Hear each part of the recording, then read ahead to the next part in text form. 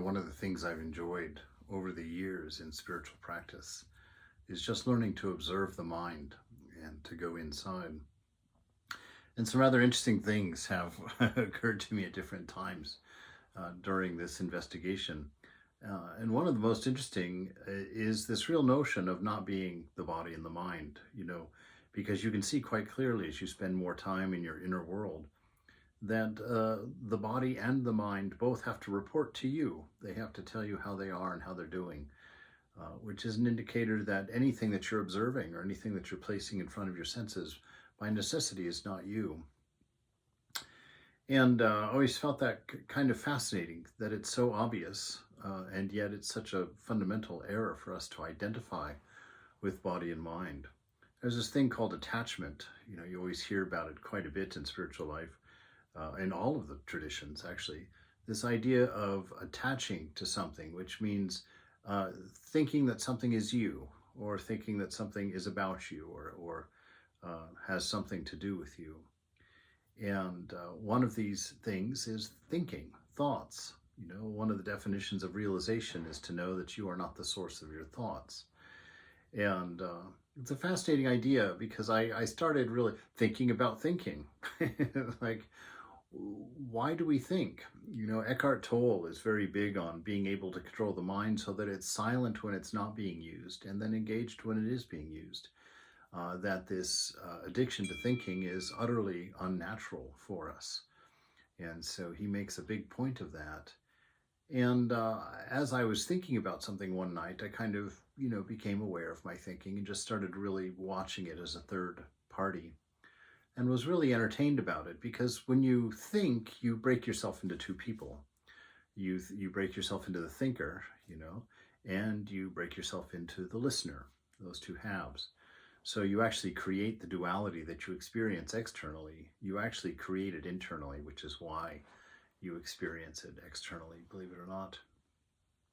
But this notion of attachment to your thoughts, of thinking that they have something to do with you, is quite interesting. And if in the fact you are not body and you are not mind, and that the mind simply excretes thought like an organ of the body, and one thought naturally comes out of the previous thought, and that cycle cannot be broken.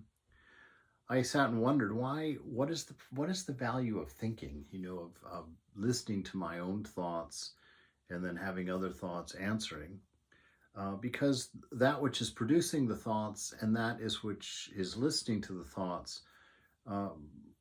it seems to me, are the same one. And so I thought, what can you learn from that? So I began really observing the mind and thinking about attachment, this notion of drawing close to something and believing it to be yourself. And this is where a lot of our struggles come from, because we believe ourselves to be this body and we believe ourselves to be this mind quite heartily. And you think to yourself, oh, well, of course we're this body and mind. How could we not? And I'm once again going to drag out my example of the brain, of the dream world. That every day you completely abandon this body and this world, your job, your friends, your history, your story, your narrative, your ego, your age, your gender, everything. You abandon it all every single day and enter into a dream. And in that dream, you take a new body and a new set of memories and a new job and a new perspective, a new everything. And you do it without any effort whatsoever, which shows you that this identity, this attachment, seems to be one of the fundamental capabilities of the divine, of the self. Because whenever you attach with something, it's not that you just think that it's yours or has something to do with you. It actually means that you empower it. You give it your existence. You give it your love. You give it your wisdom. You make it part of you. And when you have lots of voices in your head that converse with each other, like, say you're trying to discipline yourself and not eat a ninth piece of cake in the kitchen, and there's that voice in you that says, oh, hey, well, it's only one more. It's not that big deal. You've had this many before and whatnot.